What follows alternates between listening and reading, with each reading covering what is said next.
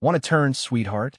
The M210 is a little heavy for a logistics clerk. The words, slick with condescending amusement, echoed across the scorched concrete of the Fort Bragg training range.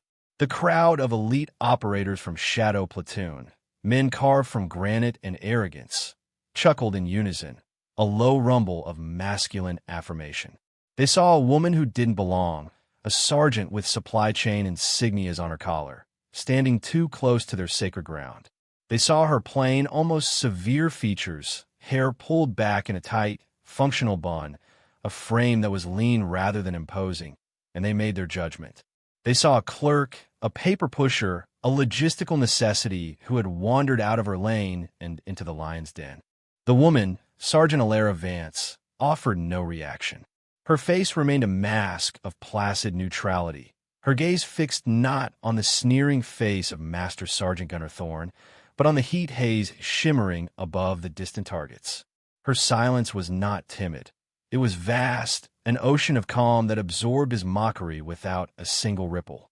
But when the base commander, General Marcus Sterling, watching from the observation tower through a pair of powerful binoculars, saw the way she stood, the subtle but perfect alignment of her feet, the relaxed drape of her shoulders, the way her hands rested with an ingrained familiarity near the equipment, he lowered the optics, a flicker of profound recognition in his eyes. He had seen that stance before, in places that didn't appear on maps, in situations that were never spoken of above a whisper. He saw not a clerk, but a ghost. If you believe that true strength is measured in silence and proven in action, type competence below.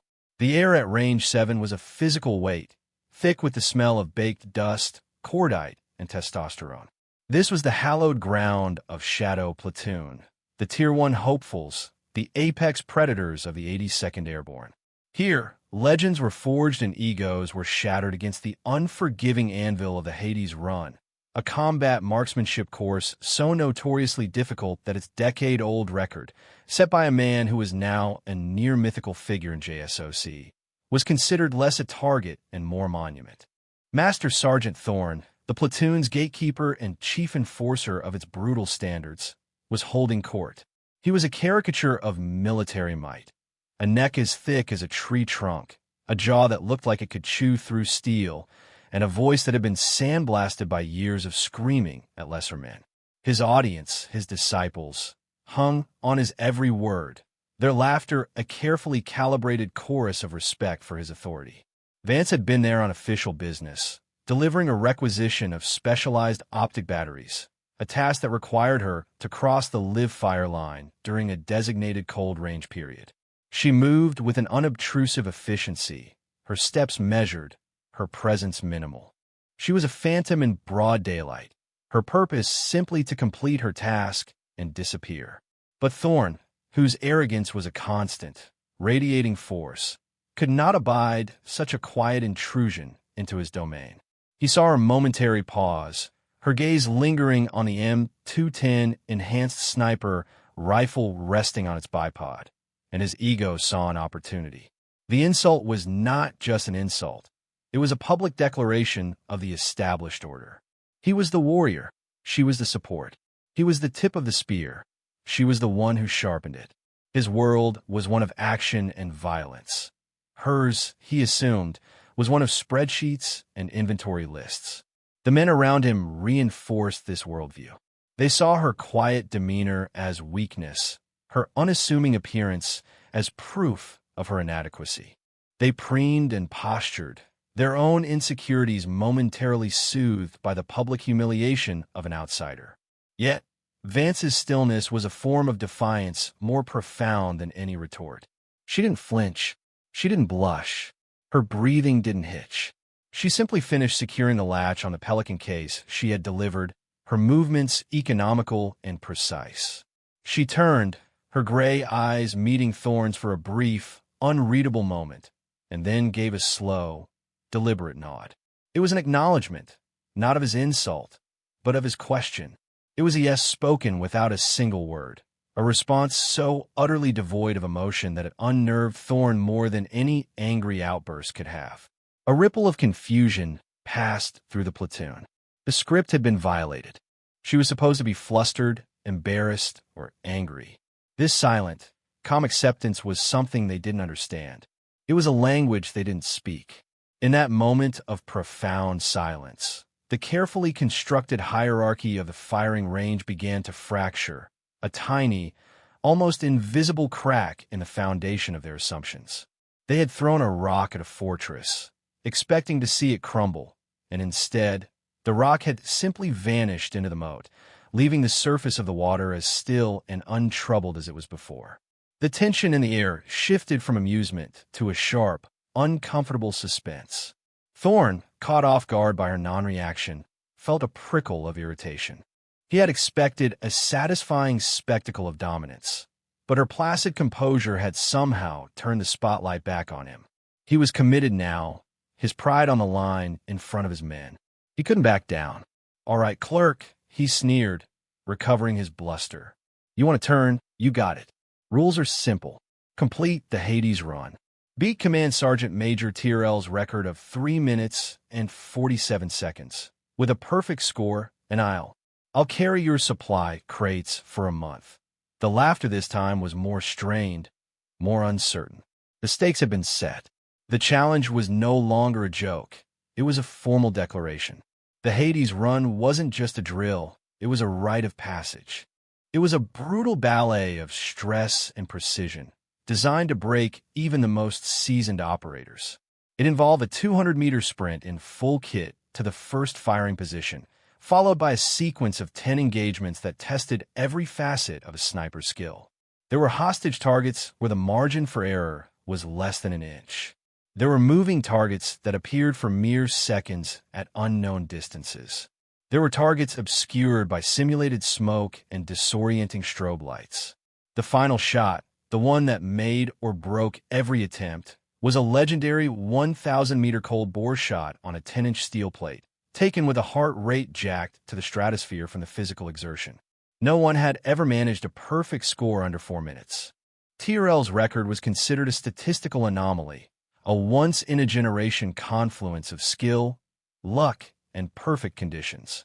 For a logistics sergeant to even attempt it was, in their eyes, an act of supreme, almost comical arrogance. Vance simply walked towards the waiting M210. She didn't swagger. She didn't hesitate. She moved with the same quiet purpose she had shown while delivering the batteries. The world seemed to slow down, the ambient sounds of the base fading into a dull hum. Every eye was on her. She reached the rifle and began her preparations. Her movements were a study in fluid economy, a ritual honed by thousands of hours of repetition. There was no wasted motion, no uncertainty. Her hands, which Thorn had imagined were soft from typing, moved over the weapon with an intimacy that was almost startling to watch. She checked the torque on the scope rings with a small, specialized wrench she produced from a simple pouch on her belt. She ran a dry patch through the barrel, her touch light but firm. She adjusted the cheek rest and length of pull, not with the hesitant trial and error of a novice, but with a series of small, precise clicks that seated the rifle into her shoulder as if it were a natural extension of her own body. She loaded the magazine, seating each 762 millimeters round with a firm press of her thumb, the sound a rhythmic, metallic prayer. She didn't say a word. She didn't need to. Her actions were speaking a language far older and more profound than Thorn's verbal taunts. It was the language of the professional, the silent grammar of competence. The men of Shadow Platoon watched, their smirks slowly fading, replaced by a growing sense of unease. They were experts in violence, and they recognized the motions of a master, even when they didn't understand them. The way she indexed the magazine, the way her eye naturally aligned with the optic, the controlled, diaphragmatic breath she began to take. These were not the actions of Clerk. These were the hallmarks of a predator. Thorn himself felt a cold, not forming in his stomach. His entire sense of order, his comfortable place at the top of the food chain, was being quietly and methodically dismantled before his eyes. He had made a colossal, public miscalculation, and the full weight of it was beginning to settle upon him. He watched as she lay prone, her body a stable, solid platform on the firing mat. She chambered around, the sound of the bolt sliding home a clean, authoritative thwack. She looked through the scope, her left eye closing, her right eye becoming one with the glass. Then she raised her left hand, palm open, and gave a single, sharp nod to the range safety officer. The signal was given. The timer started. The world exploded in motion and sound. Vance pushed herself up from the ground in a single, explosive movement and began to run. It wasn't the clumsy, gear-flailing run of someone unaccustomed to the weight of body armor. It was a powerful, efficient stride, her rifle held in a low-ready position, her head up, her eyes scanning, eating up the 200 meters of broken ground with a predatory grace. She arrived at the first firing position, not panting, but with her breathing already under control, a testament to a level of physical conditioning that belied her unassuming frame. She dropped into a kneeling position behind a barricade, the rifle seating into her shoulder in the same instant. Before the dust from her boots had settled, the first shot cracked through the air. 100 meters out, the terrorist target, a steel plate partially obscured by a hostage plate, rang like a bell. A perfect shot through the ocular window, a space no bigger than a silver dollar. The range officer, watching through a high-powered spotting scope, barely had time to register the hit before the second shot was fired. Crack! A moving target at 300 meters, exposed for only 3 seconds, fell backward. Crack! Another. She flowed from position to position, a specter of lethal efficiency. Through a window, over a wall, from a simulated rooftop. Her movements were poetry. Her shooting was physics. There was no hesitation, no wasted energy. It was a seamless, terrifying dance of human capability and mechanical precision. The air filled with the sharp, rhythmic report of the rifle, each shot a punctuation mark in a statement of undeniable skill. The men of Shadow Platoon were silent, their mouths agape. They were watching something that their training and experience told them should not be possible. The speed was inhuman. The accuracy was supernatural. She wasn't just hitting the targets. She was destroying them, each shot placed with surgical, almost contemptuous precision. Thorne stood frozen, his face pale. The smug confidence had evaporated, replaced by a look of raw, slack-jawed disbelief. He was witnessing the deconstruction of his entire belief system. The neat little boxes he used to categorize the world, warrior, clerk, male, female, were being incinerated. He was watching a masterclass from Ghost, a lesson in humility delivered at 2,800 feet per second. She reached the final firing position, the 1,000-meter cold bore shot. The clock on the large display read 3 minutes and 20 seconds. She already had more than 20 seconds in hand, but she still needed the final, impossible shot to be perfect. Her chest heaved, her heart raced surely a frantic drum against her ribs. But as she settled into the prone position, a visible calm descended upon her. She was a statue of focused intent. She took a single, slow breath, let half of it out, and the world seemed to hold its breath with her. The rifle bucked against her shoulder, a single, sharp recoil. For a full second, there was only the sound of the wind.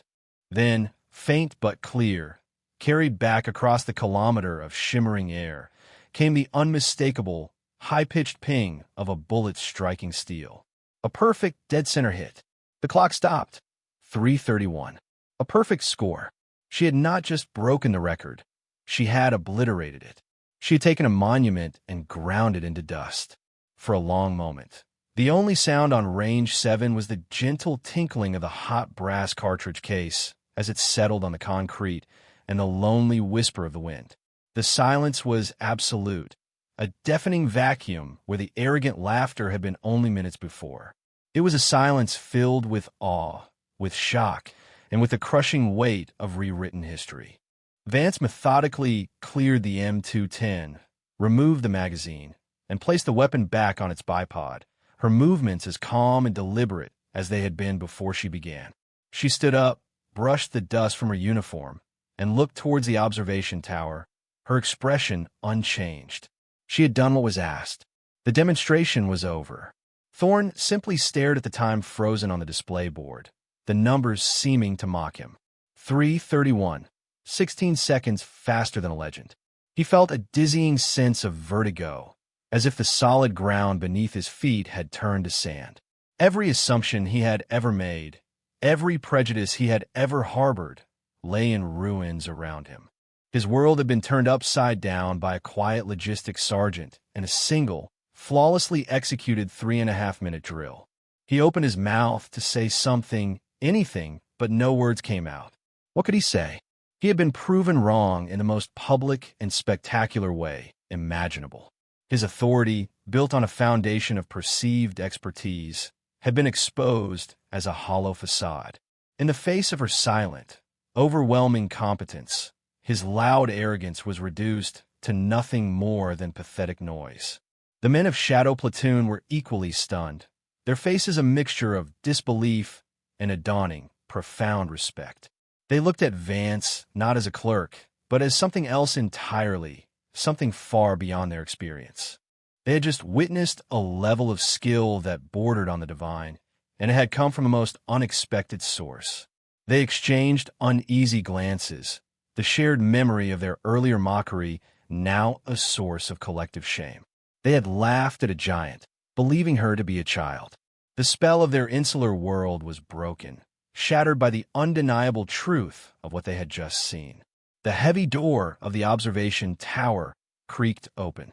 Every head turned as General Marcus Sterling descended the steel steps, his face impassive, his stride purposeful. He was a man who carried his authority not with noise, but with presence. As he walked onto the range, the operators instinctively straightened their postures, a ripple of deference passing through the crowd. Sterling was a living legend in his own right, a veteran of a dozen conflicts, a man whose quiet demeanor concealed a mind as sharp as a surgeon's scalpel. He ignored Thorne and the assembled platoon. His focus was entirely on Sergeant Vance. He walked directly to her, his boots crunching on the gravel, the sound unnaturally loud in the continuing silence. He stopped a few feet in front of her, his gaze sweeping over her, not with judgment, but with a deep, knowing recognition. He looked at the rifle, then back at her face, and a slow, almost imperceptible nod of understanding passed between them. "I thought that might be you, Sergeant," the general said, his voice low and resonant, yet carrying across the entire range. The name on the requisitions roster seemed familiar. He turned to his aide, a young captain who had hurried to keep pace with him. "Captain, bring me Sergeant Vance's service record." The sealed file. Access code, Sterling Omega-9. The captain's eyes widened slightly. Sterling Omega-9 was a clearance level so high it was practically mythical, reserved for the most sensitive and compartmentalized records in the entire Department of Defense. He fumbled for his secure data pad, his fingers flying across the screen. A moment later, he held it out to the general, his hand trembling slightly. General Sterling took the data pad and turned to face the stunned members of Shadow Platoon. He held up the screen so they could all see. "You men pride yourselves on being the best," he began, his voice cold and hard as iron. "You judge a warrior by the patches on their uniform and the swagger in their step. You make assumptions. Today, you will learn a lesson." He began to read from the screen, his voice a steady, damning cadence that hammered the truth into the silent air. "Sergeant Alara Vance, primary military occupational specialty, 18Z, Special Forces Senior Sergeant. Secondary specialty, redacted. Unit history, redacted. Combat deploiement, suivantine, all redacted." He paused, letting the weight of the word redacted sink in. It was a word that spoke of operations so secret they were officially denied. Awards and decorations, Distinguished Service Cross. The Silver Star with 3 oak leaf clusters. The Bronze Star with Valor Device, 7 clusters. The Purple Heart for clusters. The list went on, a litany of heroism that left the platoon breathless. These weren't just medals. They were the most revered award for valor a soldier could earn, and she had earned them multiple times over. Special qualifications, graduate, Special Forces Sniper Course, Level 1. Graduate and former lead instructor, SOTIC, Level 2. Graduate, High Angle Marksmanship Program. Graduate, covert urban operations. Language qualifications. Fluent in Pashto, Dari, Arabic, and Russian. The general looked up from the screen, his eyes boring into Thorne. Master Sergeant Thorne, you asked this NCO if she wanted to turn with an M210. Sergeant Vance was one of the lead designers on the M210 enhancement program. She has more time behind that weapon than your entire platoon combined. Her call sign, on the rare occasions it was ever spoken on a radio, was Ghost. She is the operator who set the previous record on this course 10 years ago as Command Sergeant Major Tyrell. She was using a pseudonym for a training evaluation. The final revelation landed like a physical blow. The silence was shattered by a collective, involuntary gasp. Thorne stumbled back a step, his face ashen. The man whose record he had worshipped, the legend he had held up as the pinnacle of skill, was the unassuming woman he had just publicly humiliated. The irony was so profound, so crushing, it was almost poetic. General Sterling wasn't finished. He swiped the screen on the datapad, bringing up a final entry. Her current assignment in logistics is a temporary, non-operational rotation. It is a mandatory cool-down period following her last deployment. A deployment from which, I might add, she was the sole survivor of her team. He lowered the datapad, his gaze sweeping over the humbled operators. Respect, he said, his voice dropping to a near whisper, yet filled with an undeniable authority, is not earned by the noise you make. It is earned by the standards you keep. And you will show it to a senior non-commissioned officer who has bled more for this country than all of you put together. With that, General Sterling turned back to Vance. In a gesture that sent shockwaves through the entire platoon, he snapped to the most rigid and formal position of attention and rendered a slow, perfect salute. It was not the casual salute of a general to a sergeant. It was the salute of one warrior to another, a profound acknowledgement of shared sacrifice and superior skill that transcended rank. Sergeant Vance, her face still a mask of calm, returned the salute with crisp precision. "At ease, General," she said, her voice quiet but clear. It was the first time she had spoken in a full sentence. The spell was broken. The world rushed back in. The story of what happened on Range 7 spread through Fort Bragg, not like wildfire, but like a shockwave. It traveled through hushed conversations in mess halls, through encrypted text messages between fire teams, through the reverent whispers of trainees who heard it from their instructors. It became an instant legend, a cautionary tale, a piece of institutional folklore. The details were embellished with each telling. The number of targets doubled, the distance of the final shot tripled, but the core truth remained immutable. A quiet logistics sergeant, mocked for her appearance, had single-handedly humbled the most arrogant platoon on base and shattered a record thought to be unbreakable.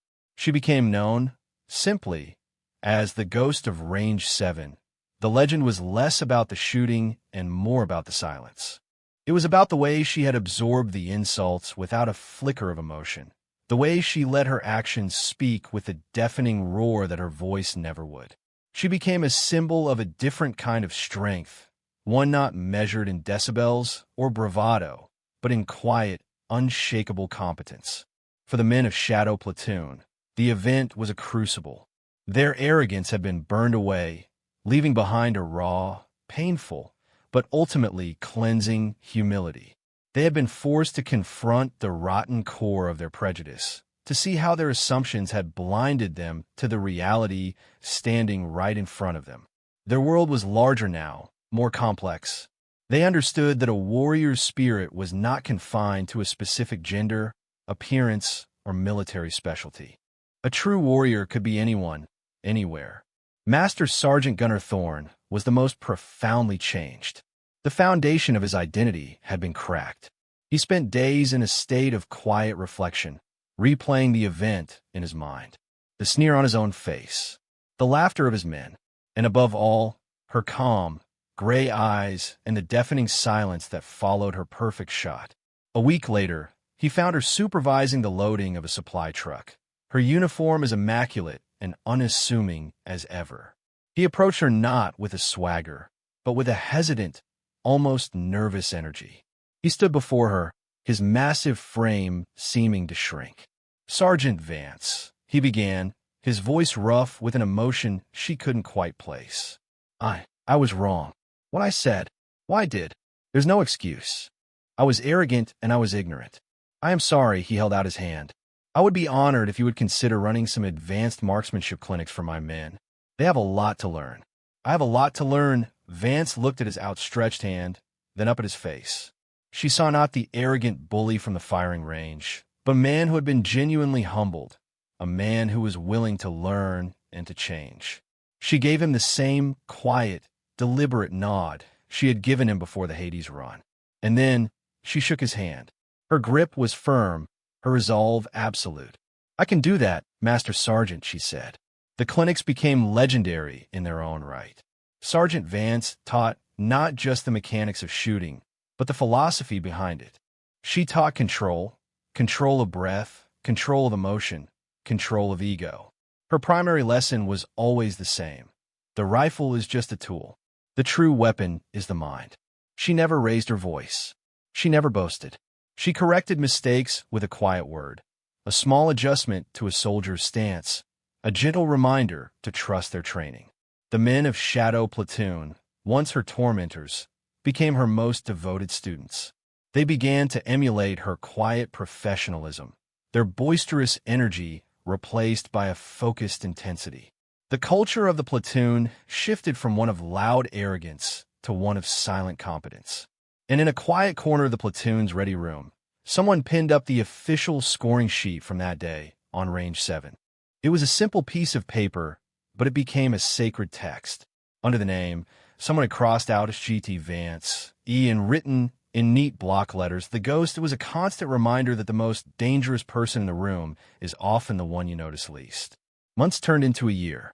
The story of the Ghost of Range 7 was now a permanent part of the base's mythology, a lesson taught to every new recruit who passed through the marksmanship qualification courses. The Hades run itself had been unofficially renamed by the rank and file. They called it the Ghost Run. No one had come close to touching her record. It stood not as a goal, but as a testament to a level of mastery that felt almost supernatural. Master Sergeant Thorne was a different man. He was still a hard-driving, demanding leader, but the sneering arrogance was gone, replaced by a quiet gravity. He became famous for a single piece of advice he gave to every new soldier who joined his platoon. "Check your ego at the gate. You have no idea who is standing next to you.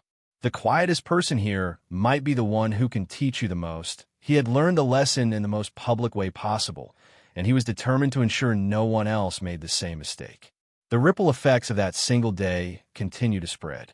The culture of mutual respect between combat-armed soldiers and support personnel on the base saw a tangible improvement.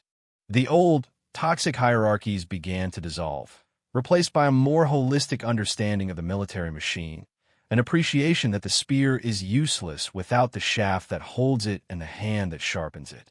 Sergeant Alara Vance, for her part, completed her cool-down tour in logistics and quietly rotated to her next assignment. No one knew where she went. She simply disappeared one day, as quietly as she had appeared. There was no farewell ceremony, no plaque, no public recognition beyond the legend she left behind. That was her way. She wasn't interested in accolades or fame. Her reward was the work itself, the quiet satisfaction of a job done to the highest possible standard. Her legacy wasn't a name on a plaque or a record in a book. It was in the changed attitudes of the soldiers she had encountered. It was in the new recruit who learned to listen more than they talked. It was in the seasoned operator who learned to look past the uniform and see the warrior within. It was in a master sergeant who learned the profound strength of humility. Her legacy was a quiet, spreading competence, a silent contagion of professionalism that made the entire institution stronger. Years later, on a dusty, forgotten outpost in a war-torn country, a young lieutenant found himself pinned down with his platoon. Their situation was desperate. Their designated marksman was down, and the enemy sniper pinning them was a ghost, firing with lethal accuracy from a hidden position. Panic was beginning to set in. Then, over the radio, a calm, quiet voice cut through the chaos. It was their forward surgical team's NCOIC, a sergeant who had come out with them to evaluate their medical readiness. "Lieutenant," the voice said, "I have a visual on the target." "Give me your rifle," the lieutenant, desperate, didn't hesitate. He watched as the unassuming sergeant took the rifle, her movements fluid and certain. She settled into a supported position, took a single, controlled breath, and fired. Across the valley, the enemy fire ceased. The sergeant handed the rifle back to the lieutenant. "Threat eliminated," she said, her voice as calm as a still lake. The lieutenant looked at her, his mind reeling. He saw the name tape on her uniform, Vance, and he understood. The ghost was still out there. True greatness is not proclaimed in the thunder of self-praise. It is proven in the silent lightning of a single, perfect act. It is a legacy not of what is said, but of what is done. It is the understanding that competence needs no announcement, for its results speak with an authority that no voice can match. For more stories where quiet competence triumphs over loud assumption, and where true strength defines their worth, subscribe to Unknown Heroine Stories.